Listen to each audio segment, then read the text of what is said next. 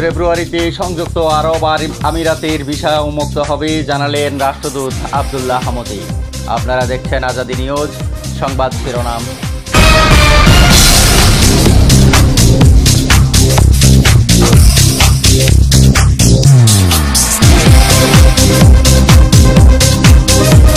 এবার বিস্তারিত।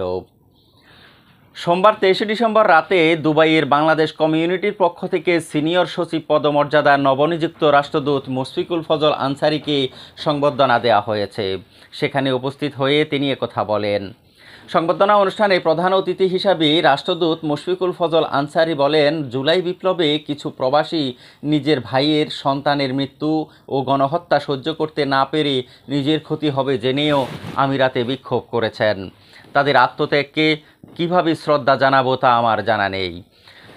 মনে রাখতে হবে, নিজ নিজ কর্মক্ষেত্রে নিয়ম মেনে চলার বিষয়ে আমাদেরকে আরও স্বতঃস্ফূর্ত হতে হবে।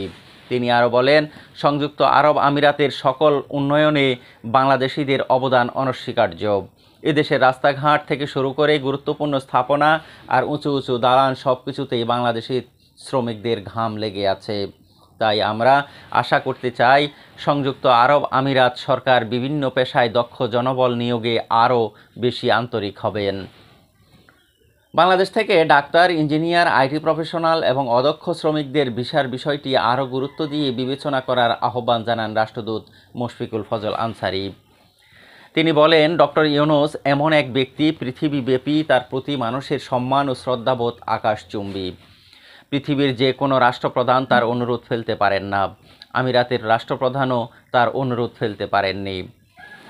বাংলাদেশের মানুষ আমিরাতের রাষ্ট্রপ্রধানের প্রতি এজন্য আজীবন কৃতজ্ঞ থাকবে। আমিরাতের সঙ্গে অচিরেই ভিসা জটিলতা কেটে যাবে।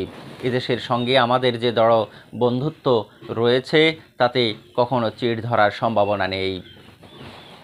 আরব আমিরাতের ভিসা নিয়ে সুখবর দেন বাংলাদেশে নিযুক্ত সংযুক্ত আরব আমিরাতের ইউএই রাষ্ট্রদূত আবদুল্লাহ খালিফ আল হামদি বলেন, আগামী জানুয়ারি থেকে ফেব্রুয়ারির মাঝামাঝি সময়ে বাংলাদেশিদের জন্য আমিরাতের ভিসা জটিলতা দূর হবে। চালু হবে ভ্রমণ ভিসা সহ সব ধরনের ভিসা।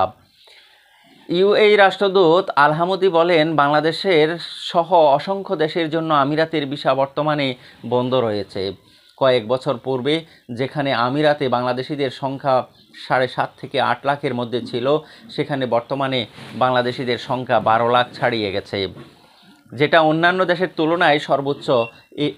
এ সময় কর্মজীবন শেষে বাংলাদেশকে সেকেন্ড হোম হিসাবে বেছে নেওয়ার ইচ্ছা প্রকাশ করে তিনি বলেন, রাষ্ট্রদূত মুশফিকুল ফজল আনসারী আমার বন্ধু। বাংলাদেশের মানুষের জন্য তার লড়াই সংগ্রাম আমাকে উৎসাহিত করে। তার সংবর্ধনা অনুষ্ঠানে যোগ দিতে পেরে আমি আনন্দিত। ইঞ্জিনিয়ার মোয়াজ্জেম হোসেনের সভাপতিত্বে অনুষ্ঠানে বক্তব্য রাখেন Zakir Hossain, doctor Reza Khan, engineer M A সালাম খান, দুবাইয়ের ভারপ্রাপ্ত কনসালটেন্ট জেনারেল আশফাক হোসেন প্রমুখ।